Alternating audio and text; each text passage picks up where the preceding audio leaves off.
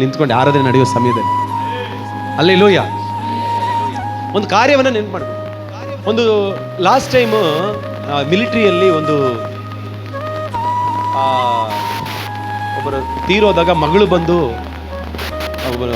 ಟೆರರಿಸ್ಟಿಂದ attack ಆಗಿ ಸತ್ತೋದಾಗ ಅವರು ಮನೆಗೆ ತಗೊಂಡು ಬಂದಾಗ ಅವ್ರ ಮಗಳು ಬರ್ತಾಳೆ. ನೀವು ಎಷ್ಟು ಜನ ನೋಡಿದ್ರೆ ಗೊತ್ತಿಲ್ಲ. ಅವಳು ಮಗಳು ಬಂದು ಪ್ರೌಡಾಗಿ ಹೇಳ್ತಾಳೆ, ಅಪ್ಪ ಸತ್ತಿದ್ರು ಕಣ್ಣು ಮುಂದೆ. ಅವಳ ಬದುಕಿಗೆ ಅವ್ರ ಅಪ್ಪನೇ, ಅವಳ ಮಗಳಿಗೋಸ್ಕರ ಅಪ್ಪನೇ ಎಲ್ಲವನ್ನ ನೋಡ್ಕೊಳ್ತಿರೋದು. ಬಟ್ ಅಪ್ಪ ತೀರೋದಾಗ ಆ ಮಗಳು ಸಣ್ಣವಳು, ಇನ್ನೂ ಚಿಕ್ಕಳು, ಒಂದು ಇಷ್ಟಿರ್ಬೋದು. ಅವಳು ಬಂದು ಹೇಗೆ ಬಂದು ಅವ್ರ ಅಪ್ಪನ ಸಮಾಧಿ, ಅವಳು ಎಲ್ಲ ಬಂದಿರ್ತಾರೆ, ಇಡೀ ಗೌರ್ಮೆಂಟೇ ಎಲ್ಲ ಬಂದಿರ್ತದೆ, ಸೈನ್ಯ ಎಲ್ಲ ಇರ್ತದೆ. ಅವಳು ಮುಂದೆ ಬಂದು ನಿಂತು ಹೀಗೆ ಸೆಲ್ಯೂಟ್ ಮಾಡ್ತಾಳೆ ಅವ್ರ ಅಪ್ಪನಿಗೆ. ಅಲ್ಲೇಲೂಯ. ಹೀಗೆ ಸೆಲೆಕ್ಟ್ ಮಾಡಿ ನಾನು ಅವಳಿಗೆ ಹೇಳ್ತೇನೆ, ನನಗೆ ನಿನ್ನ ಮಗಳಾಗಿ ಪಡೆದಿದ್ದಕ್ಕೆ ನಾನು ಪ್ರೌಡ್ ಇದೆ ಅಂತ ಹೇಳಿ ಅವಳು ಎದೆ ತಟ್ಟಿ ಹೇಳ್ತಾಳೆ ಅವ್ರ ಅಪ್ಪನ ಬಗ್ಗೆ. ಅಲ್ಲೇಲೂಯ. ನೀನು ದೇಶಕ್ಕಾಗಿ ಪ್ರಾಣ ಕೊಟ್ಟಿದ್ರಲ್ಲಿ ನಾನು ಏನಿದೆ.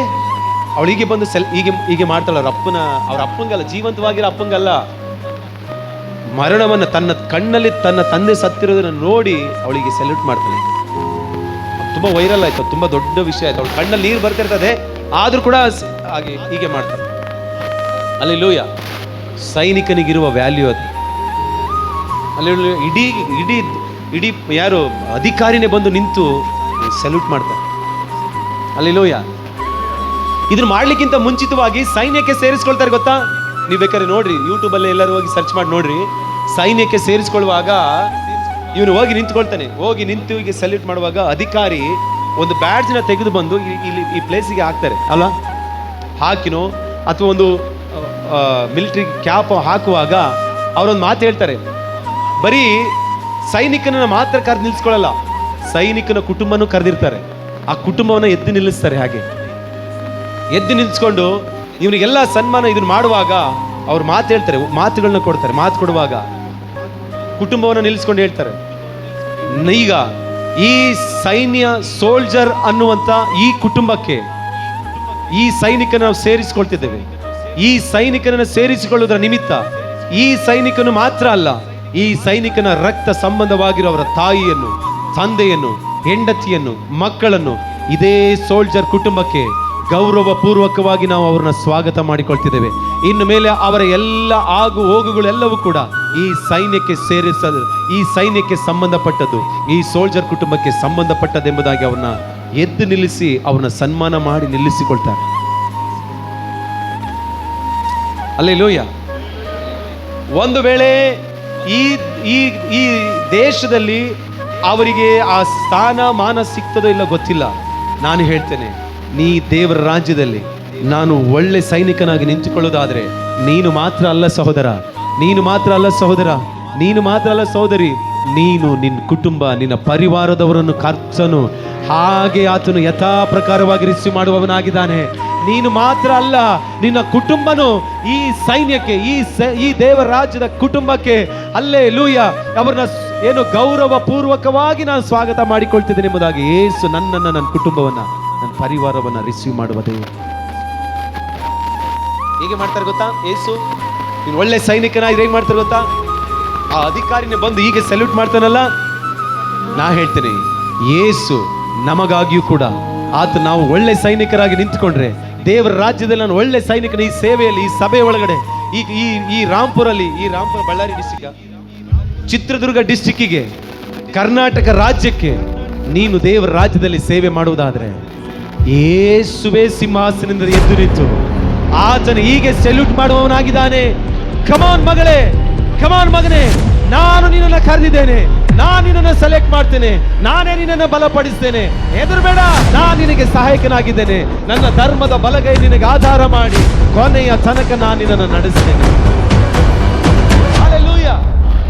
ಅವರೇ ಎದ್ದು ನಿಂತುಕೊಳ್ಳೋರಾಗಿದ್ದಾರೆ.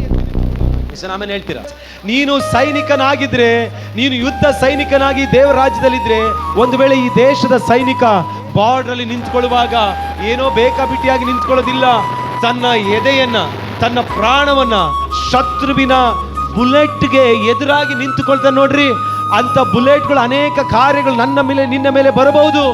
ಅನೇಕ ಏನು ಶತ್ರುವಿನ ಬಾಣಗಳು ನನಗೆ ವಿರುದ್ಧವಾಗಿ ಬರಬಹುದು, ಕಲ್ಲುಗಳು ಬರಬಹುದು, ಬಿಲ್ಲುಗಳು ಬರಬಹುದು, ಈಟಿ ಕತ್ತಿ ಬರ್ಜಿಗಳು ಬರ್ಬೋದು ಈ ಸೈನ್ಯ ಕಾರ್ಯದಲ್ಲಿ. ಅಲ್ಲೇ ಲೂಯ ವಾಕ್ಯ ಹೇಳ್ತದೆ, ಅವರು ಸ್ಟೆಫನನ ಮೇಲೆ ಕಲ್ಲುಗಳನ್ನು ಎಸೆಯುತ್ತಿರುವಾಗ ಕರ್ತನ ಹೆಸರನ್ನು ಹೇಳಿ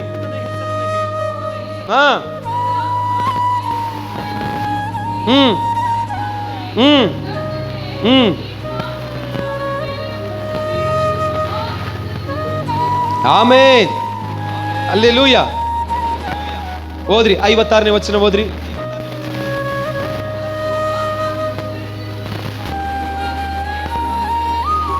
ಓ ಹಲ್ಲೆಲೂಯ.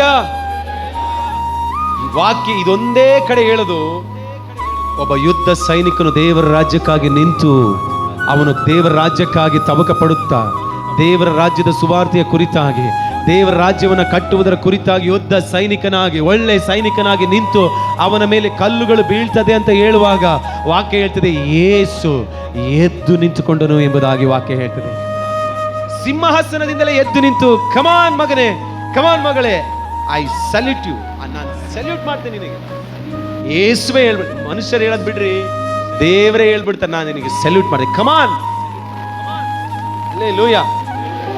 ಒಳ್ಳೆ ಸೈನಿಕನಾಗಿದ್ರೆ ಯಾರು ನಿನಗೆ ಸಲ್ಯೂಟ್ ಮಾಡ್ತಾರೋ ಇಲ್ಲ ಗೊತ್ತಿಲ್ಲ, ದೇವರ ರಾಜ್ಯ, ದೇವ ದೂತರುಗಳು, ದೇವರೇ ಎದ್ದು ನಿಂತುಕೊಂಡು, ಕಮಾನ್ ಮಗನೇ ಮಗಳೇ, ನಾನು ನಿನ್ನನ್ನು ರಿಸೀವ್ ಮಾಡ್ತೀನಿ, ಭಯ ಪಡಬೇಡ. ನಾವೆಲ್ಲರೂ ಯುದ್ಧ ಸೈನಿಕರಾಗಿದ್ದೇವೆ. ಈ ರಾಂಪುರ್ನಲ್ಲಿ ಎಷ್ಟು ಜನ ತೀರ್ಮಾನ ಮಾಡ್ತಾರೆ, ಎಸ್ ಪಾಸ್ಟರ್, ಒಂದು ವೇಳೆ ದೇವರೇ ನನ್ನನ್ನು ಕರೆದಿದ್ದಾನೆ, ಆತನೇ ನನ್ನ ಆಯ್ಕೆ ಮಾಡಿದ್ದಾನೆ, ಆತನೇ ನನ್ನನ್ನು ಬಲಪಡಿಸ್ತಿದ್ದಾನೆ, ಆತನೇ ಹೇಳಿದೆ ನನಗೆ ಧೈರ್ಯವಾಗಿರುವಂತ, ಆತನೇ ನನಗೆ ಸಹಾಯ ಮಾಡ್ತಾನೆ, ಅವರ ಧರ್ಮದ ಬಲಗೈಯಾದ ಇನ್ಶೂರೆನ್ಸನ್ನೇ ನನಗೆ ಕೊಟ್ಟಿದ್ದಾನೆ ಅಂತ ಎಷ್ಟು ಜನ ನಂಬ್ತೀರಾ? ಅವರು ಮಾತ್ರ ಎದ್ದು ನಿಂತ್ಕೊಳ್ರಿ,